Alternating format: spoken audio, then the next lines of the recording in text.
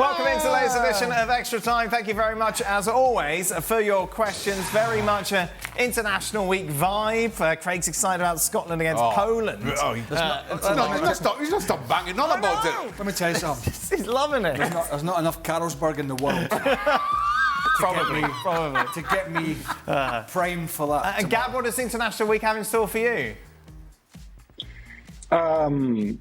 Well, you know what? We spent a long time brainstorming, Jules and I, what we should talk about on tomorrow's Gab and Jules show. And it was really difficult to come up with something. In the end, we'll be talking Pochettino. But yes. You're really selling it, Gab. It's just that. It's a break. Yes, it is a break. We're all having a break. It's difficult. Well, then what's difficult? I'm not going to lie. These international breaks can be challenging. Yeah, a good time to take a holiday, I would say. Challenging. So I'm off. I'm off, that's it. Challenging. I think that's the right one. Gab, rank these Manchester United signings from bad to worse. Anthony, Pogba, Sancho. Oh my goodness. So in terms of what they did for Manchester United, I would go Pogba, Sancho, and then Anthony as a worst, with the caveat that I think Anthony might still revive his career. Maybe they'll get some money back for him, whatever. I mean, Pogba did have a few moments for Manchester United. And he was good, of course, back when he was in the under-18s. So, yeah. Anthony did score that big goal against Liverpool. Does that kind of... I think I would agree with Gab. Yeah, you'd still have Sancho ahead of Anthony. Pogba had his moments. I'd have Sancho above Anthony. What moment has Sancho given United? If I were Bayern, if I were a club and I had a choice between Bayern, Sancho and Anthony, right now, I'd buy Sancho. Yeah, fair enough. Craig, have you thought of going into politics with your non-apology apology last week regarding Raheem Sterling? So basically, last week, Gab, Craig said there's absolutely no chance of Raheem Sterling. Craig said there was no chance for Sterling to go to Arsenal. Why we even bother talking about it? 24 hours later, obviously, he made the move. And then we discussed it. I say that about most things. Why are we bothering talking about it? It was a very political type apology. Yeah, it wasn't. I didn't apologise. It wasn't an apology. Well, it's very political. We said, would you apologise? It's like, no, well, I wasn't wrong. Why is there such a quest in this show? 10 years plus now of people that try to get me to say sorry. Why? I don't know. I suppose there's always that possibility. Sorry, just to be fair to Craig, I don't know if this is entirely unprecedented, and people on social will tell us if it is. But I certainly don't remember the last time, and then this might be why Craig found it so incredible, that two clubs of this stature, right, two of the biggest clubs in England, that they would loan a player to each other, but also that there would be no loan fee, and the club that's loaning the player is essentially paying more than, we heard from James Ollie earlier, more than half his wages. This is the part that is completely unprecedented. And I think that's why Craig was so categoric in saying... I'm sure it's just not on his radar. Yeah. Has this ever happened before? Can Sterling play against Chelsea, Gab? I have no idea. I have no idea if they put the rules in there. I think it's stupid. Honestly, the Premier League are the only ones who have this weirdo fixation about, oh no, he's on loan, so he can't play against his parent club. To me, it seems silly. Most leagues don't have that. You can always put the stipulation in the contract if it bothers you so much. But let's let Sterling worry about getting into the Arsenal starting 11 first before we worry about it playing against Chelsea. All right, I was just asking. All right, Gab, why is Lautaro not favourite to win the Ballon d'Or? Why is he not the favorite? I almost feel like I should. I don't know that I hate the Ballon d'Or as much as Craig does, but I'm gonna let you in on a secret. It's a gigantic popularity contest, and the reality is there are players who are more popular than him, who play for more popular clubs, who probably have also, achieved just as much, if not more, than Lautaro. So I think that's the answer. If the shoe was on the other foot, if you'd had a dominant player this year, and Lautaro played for Real Madrid or had won the Champions League, then even as a bit player, yeah, he would be in the reckoning. But that's not the case.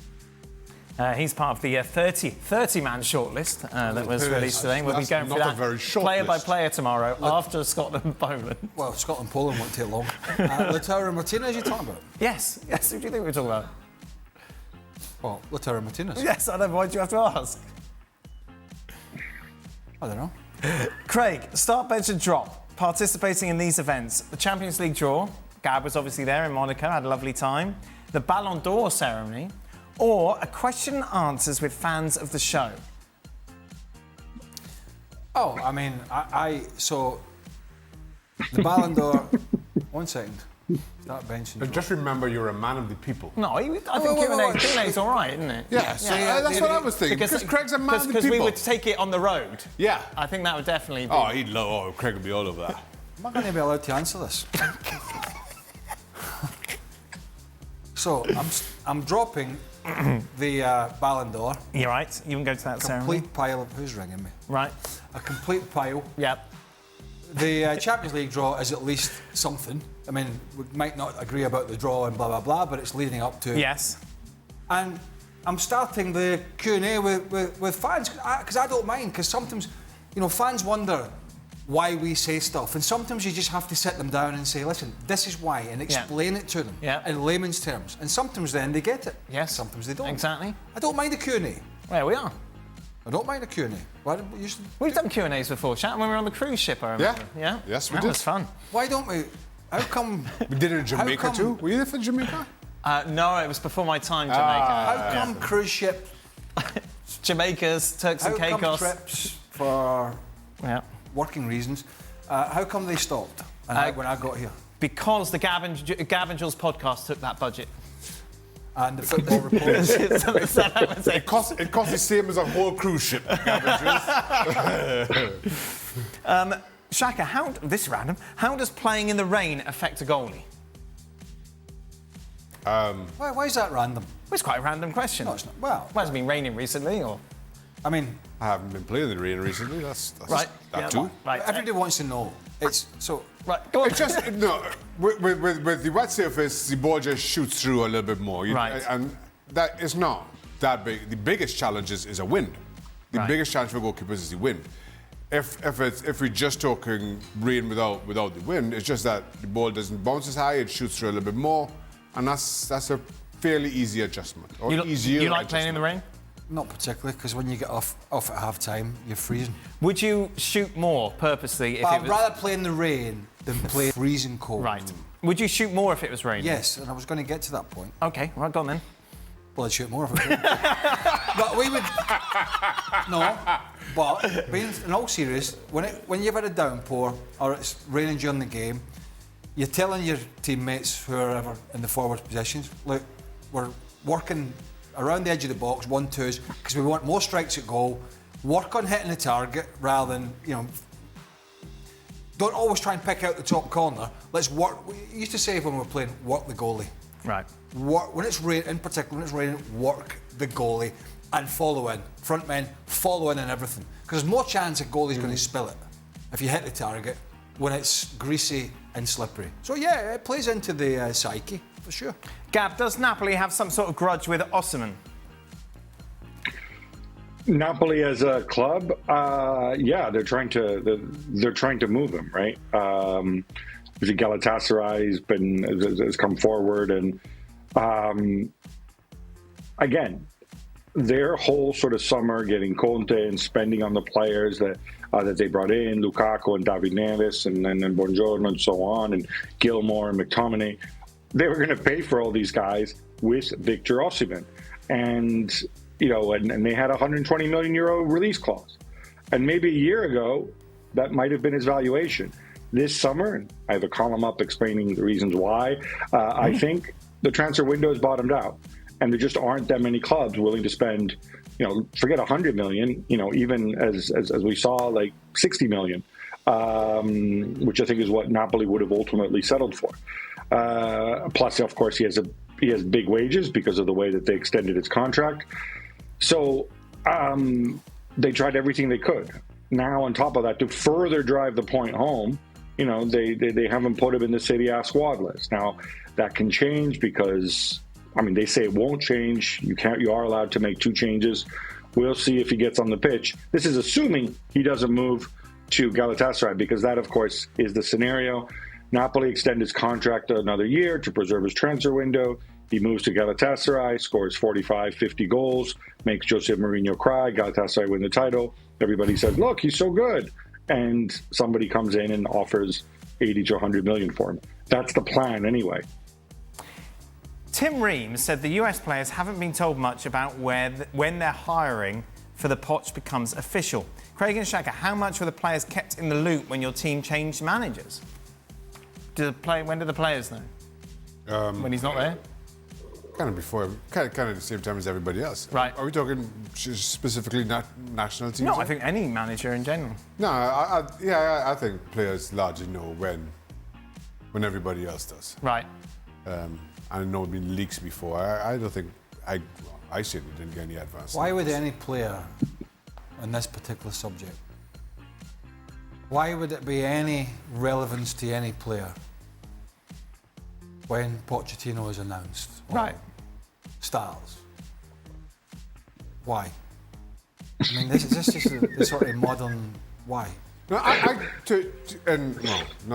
because nothing's going to change. He's going to come in and he's going to evaluate what he's got. I'm a lawyer for Tim Ream by any measure, but I could see somebody just going to Tim Ream and saying, has anybody said anything to you? And he just says, no. Yeah. We don't know anything.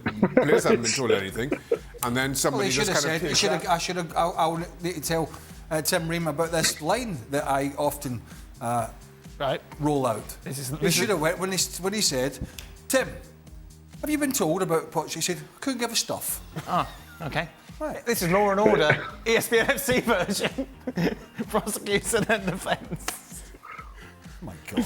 Guys, are you all sick? Are you sick, as I am, of Cristiano keep getting called up for this Portugal squad? It's really an embarrassment of how much power a player has over a coach. I think they're playing tomorrow, actually, Portugal. Playing Croatia. There we go. At the same time as Scotland, I just looked. Wow. So well, it's easy. I don't want either to feel missed out. So you won't watch either? So I'm not watching either. And I'll be honest, if anybody asks me about Scotland, Poland tomorrow, there's going to be trouble. Well, I'm working tomorrow. Anybody asks me about any Nations League game, I'll be honest. No, look, this is a scenario that was always going to hover around when Roberto Martinez took the job and Cristiano Ronaldo said he wanted just to continue playing with this magnificent career that he's had. But there's no doubt, once again, that overshadowed tactical decisions as games went on at the Euros. It did. And my belief months ago was that Martinez would not have the gumption to make a big call late on in games, tight games against better opposition with Cristiano Ronaldo. And that's to the it's only my opinion, that's to the detriment of the team. That's not to say Portugal would have won it or they'd have been brilliant, but it was definitely to the detriment of the team. Because as the competition went on, his all-round performance was sliding down the way. Mm-hmm. But he's not. Roberto Martinez is not going to call time on Cristiano. No, he's going to wait for Ronaldo. And I don't suppose any manager probably would, to be honest with you, call time on it. Right. Maybe some of them would start to shove him to the side a little bit, possibly. But it's a big call with a guy who's been such a superstar. But it definitely affected them at the Euros, for sure. Final question, arguably the most niche question we've ever had in Extra Time. Gab, as the NFL season is upon us, start, bench and drop these Eagles quarterbacks. Ron Jaworski, Randall Cunningham, Donovan McNabb. Ooh, okay. I'm going to start Randall Cunningham because he was the ultimate weapon. He was a quarterback when I kind of fell in love with the Eagles. Ron Jaworski, Jaws, before my time. I respect him. I enjoy his work as a pundit. So he gets benched. And Donovan, like, tremendous quarterback, but the vomiting during the game. When I look back and I look at all those years that we reached the NFC Championship and couldn't go couldn't go any further, I just can't have that. So for me, it's all about Randall. Okay, all right then. Tune in tomorrow with some vomiting over that Scotland-Poland analysis. By the way, Gab is on as Football Americas on Thursday. Now, we showed this during the show, and there was a little bit of jealousy from Craig, who wishes that he could be superimposed on here as well. I'm on a fitness. That was half an hour before the show. That was a few years ago. I'm tuned into that show. That's Craig's workout face. Did you put the towel over the row as well? Oh, we must have done that. Oh. That actually wasn't me on a row machine. Oh no, what was it? What was that? That was one of those little stickers that you get.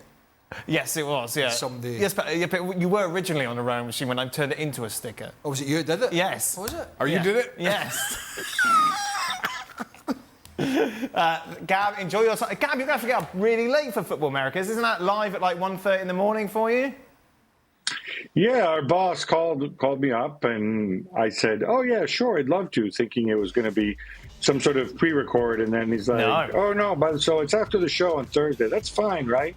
That's okay because The Chiefs I'm going are to adjust to a playing. different What's that? time zone because the Eagles kick off the NFL season against the Packers in Brazil on Friday night, and that's going to be really late here. So it's good practice, Yeah. I'll spend the night before with Sebi, and then move on to Jalen Hurts. Not bad. It'll get you acclimated, as they say Boss here. calls you about Exactly. stuff like that. Yeah. Phone down.